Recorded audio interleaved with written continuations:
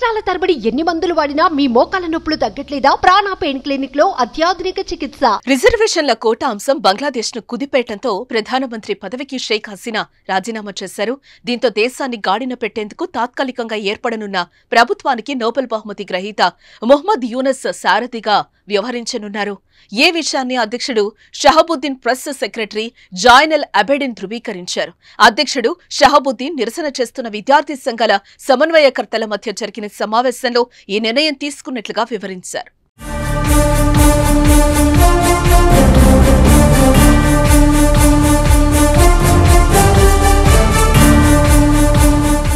Nobel award గ్రహీత అయిన professor Mohammed Yunus ప్రస్తుత వయసు 84 సంవత్సరాలు. పేదరిక నిర్మూలన కోసం ఆయన చేసిన అధ్యయనానికి నోబెల్ అవార్డు దక్కింది. పేదలు, ముఖ్యంగా మహిళలకు పూచీకత్తు లేకుండా సూక్ష్మ రుణాలు ఇవ్వడం ద్వారా పేదరికంపై గెలవవచ్చని ఆయన చెప్పారు. గ్రామీణ బ్యాంకును కూడా ఏర్పాటు చేశారు.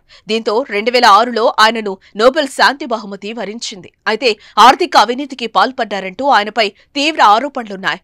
150కి పైగా కేసులు ఆయనపై ఉన్నాయి. ఈ కేసుల్లో దోషి తెలితే కొన్నేళ్ల పాటు జైలు జీవితం గడపాల్సింటుంది. అయితే ఈ ఆరోపణలు అన్నింటినీ ఆయన ఖండిస్తున్నారు.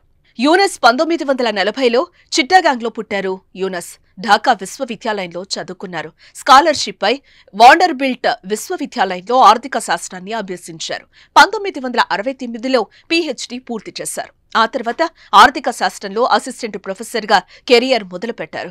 ఎలాంటి పూచీకత్తు లేకుండా పేద ప్రజలకు రుణాలందించే గ్రామీణ బ్యాంకును ఏర్పాటు చేయడం ఆయనకు ప్రధాన విజయంగా ఉంది.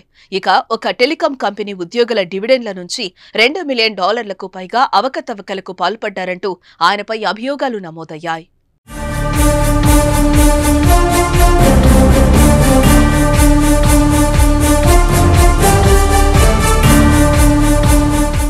సుమన్ టీవీలో మీ పర్సనల్ అండ్ బిజినెస్ ప్రమోషన్స్ కోసం కింది నెంబర్కి కాంటాక్ట్ చేయండి.